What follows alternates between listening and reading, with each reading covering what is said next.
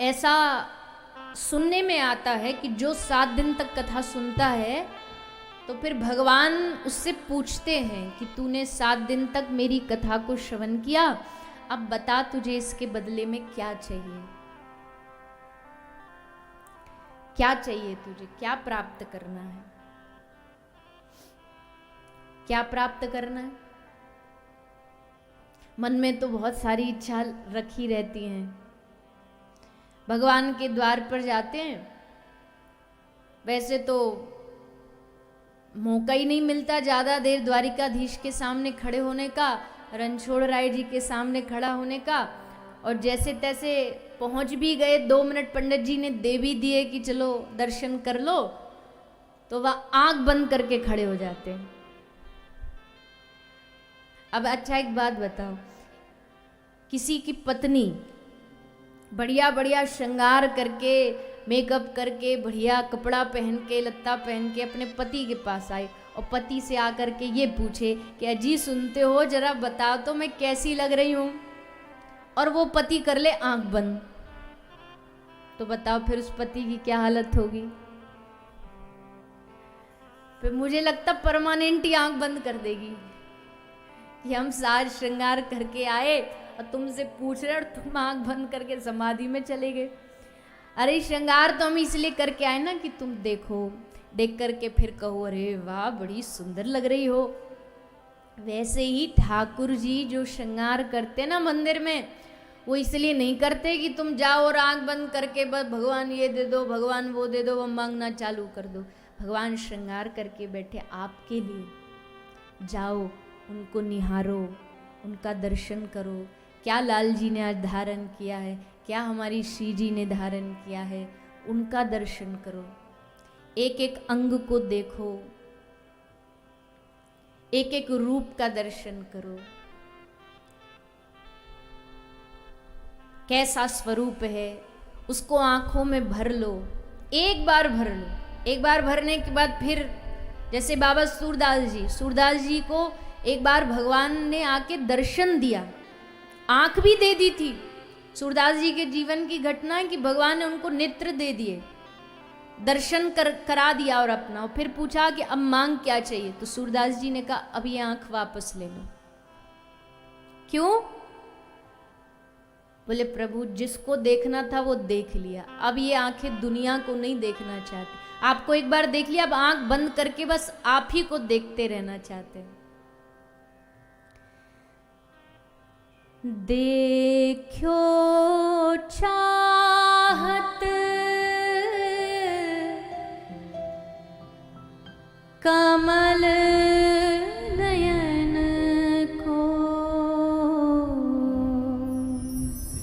देखो चाहत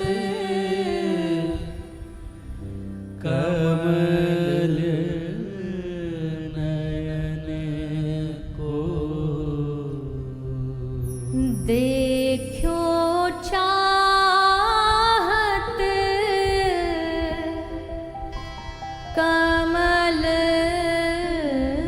नयन को, देखो चाहत कमल नयन को, निस दिन राहत उदासी, निस दिन रहत उदासी, निस दिन राहत उदासी, अखियाँ हरि दर्शन की प्यास, हरि दर्शन की प्यासी, अखियाँ हरि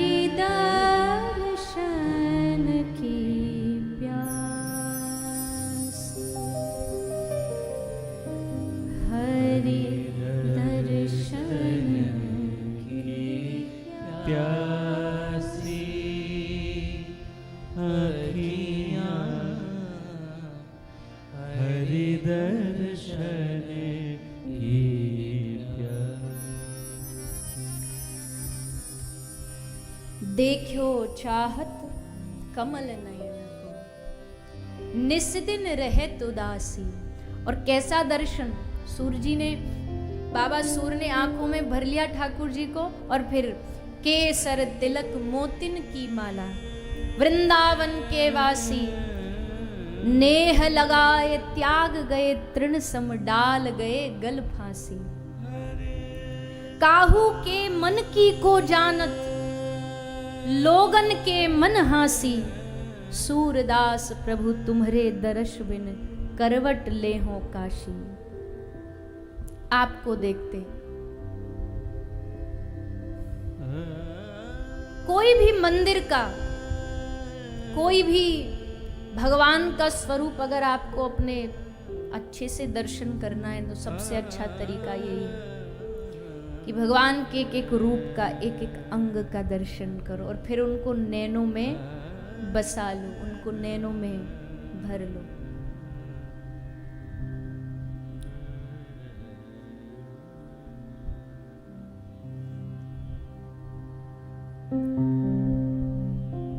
एक भाव और याद आ रहा है, वो तो राग एकदम अलग है पर आ रहा है।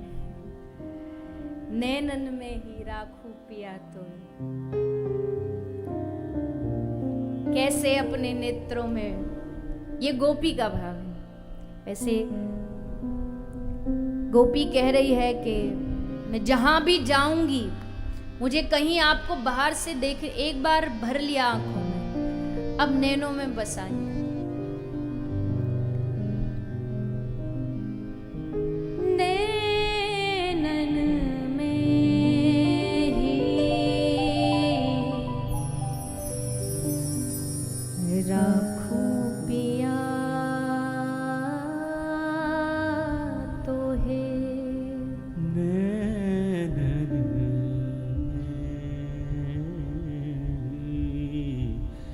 रखो पिया तुम्हारी एक रोम की छवि पर, तुम्हारी रोम की छवि पर, जगत वार सब लाखों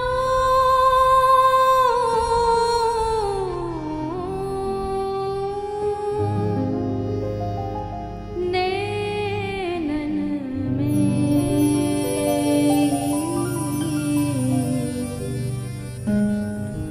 राखूं पिया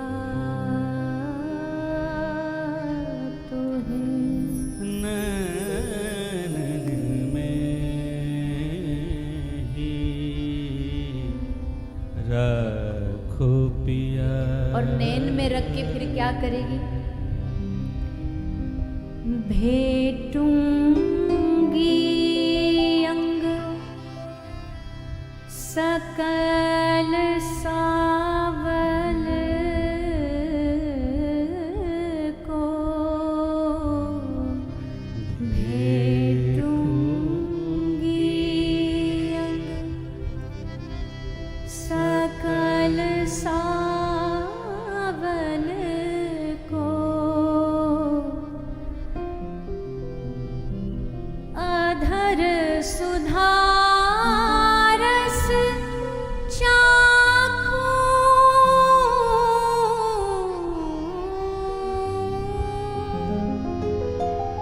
नैनन में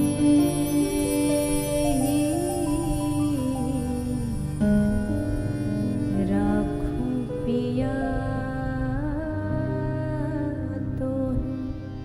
और फिर अंत में कहती है, कई बार क्या होता है ना, हमको अपने रखो प्रेम का पिया। ढिंडोरा पीटने की बड़ी आदत होती है, पर गोपी कहती है नहीं नहीं नहीं,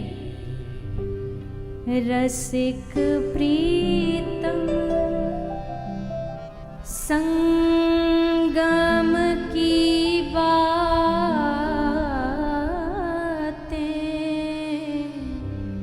रसिक प्रीतम संगम की बातें, काहू से नहीं भाकू,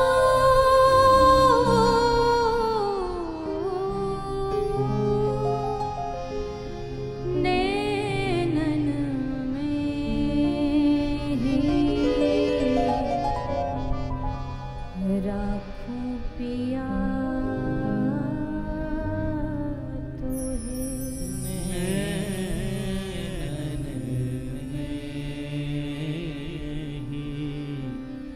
राखो पिया रसिक प्रीतम संगम की बातें। संगम की बातें मतलब मिलन की बातें किसी से कही नहीं जाती। भाकू मतलब कहना। संगम हमेशा गुप्त रखा जाता है, मिलन हमेशा गुप्त रखा जाता है, भगवदीय प्रेम हमेशा गुप्त रखा जाता है। गोपी कहती है मुझे उसका ढिंढोरा पीटने की आवश्यकता नहीं। हाँ, हृदय में बसा के रखूंगी, नैनों में बसा के रखूंगी, लेकिन उसको सब जगह जाकर के बताऊंगी नहीं। इसलिए भगवान के दर्शन का, भगवान से मिलन का सबसे अच्छा तरीका यही है। भगवान को निहारो, उनके रूप का दर्शन करो। क्या ठाकुर जी ने आज धारण किया है, क्या श्रृंगार किया है। ये जो गोसाई जी होते हैं, ये ठाकुर जी का श्रृंगार करते हैं, एक एक अंग को ठाकुर जी को सजाते हैं।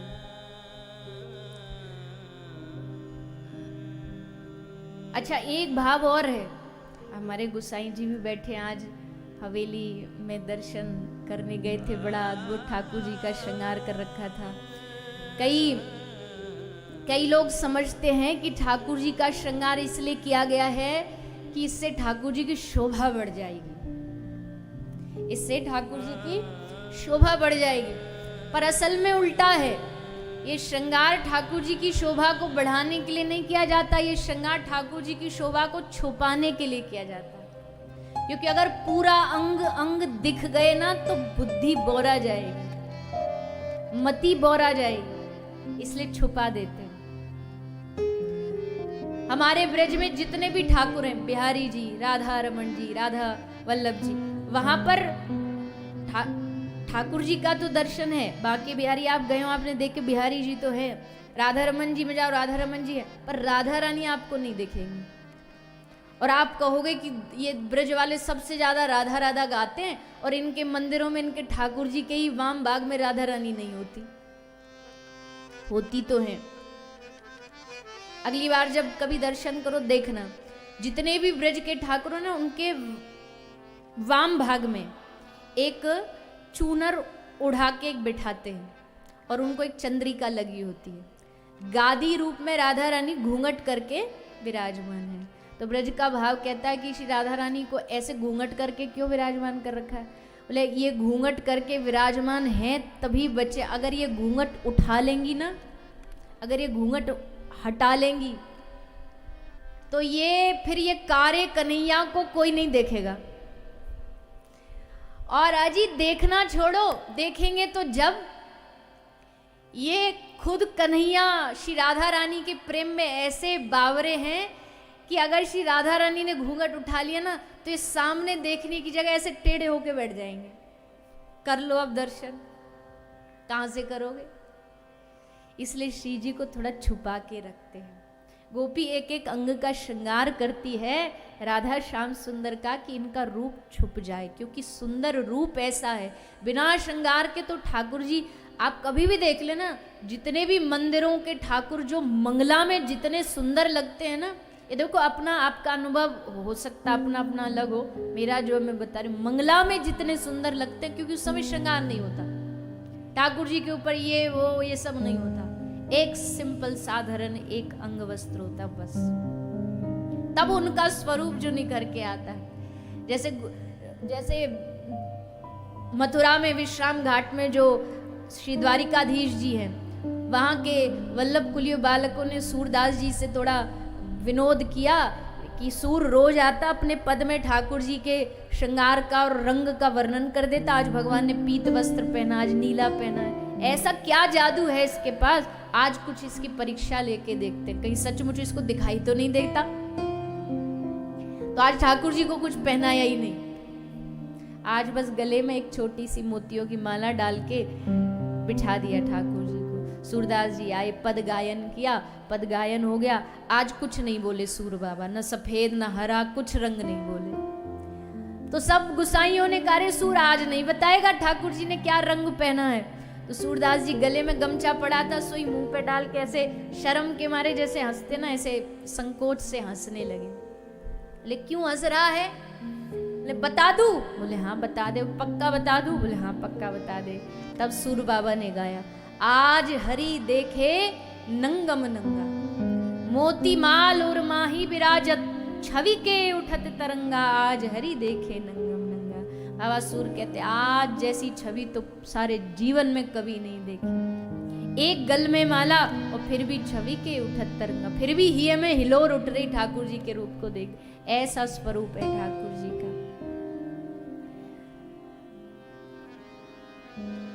तो अब देखो कहाँ आ गए, कहाँ से शुरू हुआ था मुझे याद भी नहीं है।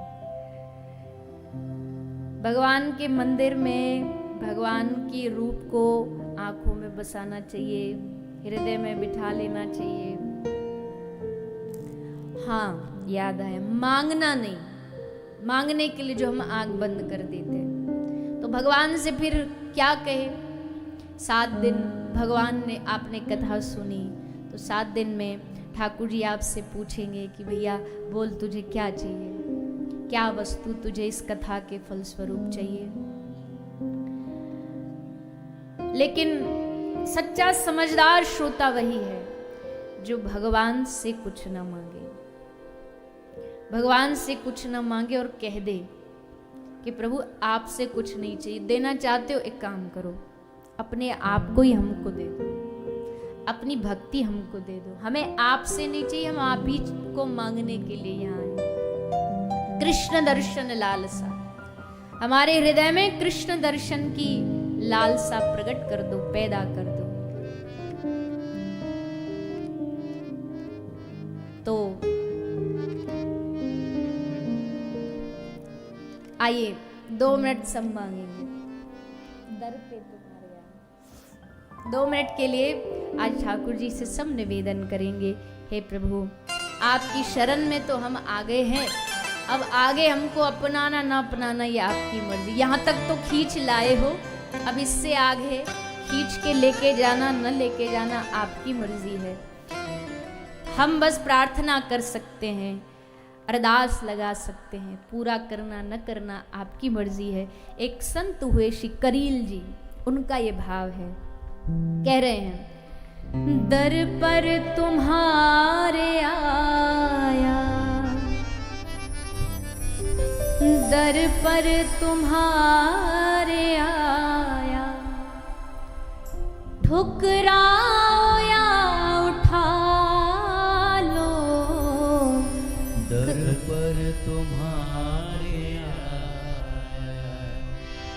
ठुकराओ या उठा लो, करुणा के सिंधु मालिक अपनी बिरद बचा लो, करुणा के सिंधु मालिक अपनी बिरद बचा। बिरद मतलब अपना यश, अपनी कीर्ति बचा लो। और देखो भक्त बड़ा चालाक होता, दोनों ही बात कर दी। जैसे उस दोहे में गोपी कहती ना, जीत गई तो पिया मोरे और हारी तो पी के संग। दोनों ही तरफ से चित्त भी हमारी, पट भी हमारी। तो वैसे इस भजन में कह रहे करील जी, पहले पहले लाइन में तो कह दिया ठुकराओ या उठा लो, तुम्हारी मर्जी हो। फिर अगले लाइन में कह दी अपनी बिरद बचा लो, अपनी यश अपनी कीर्ति आप बचा लो। और आपकी कीर्ति क्या है कि भैया जो हमारे शरण में आ जाता ठाकुर जी सबको अपना लेते हैं। तो अब आपकी मर्जी है, आपको बचानी अपनी कीर्ति अपना यश, तो हमें स्वीकार करें। भाव से सब कहेंगे ठाकुर जी कहीं और नहीं, भगवान की कथा में भगवान यही विराजमान रहते, इसलिए उनसे यही प्रार्थना करेंगे। दर पर तुम्हारे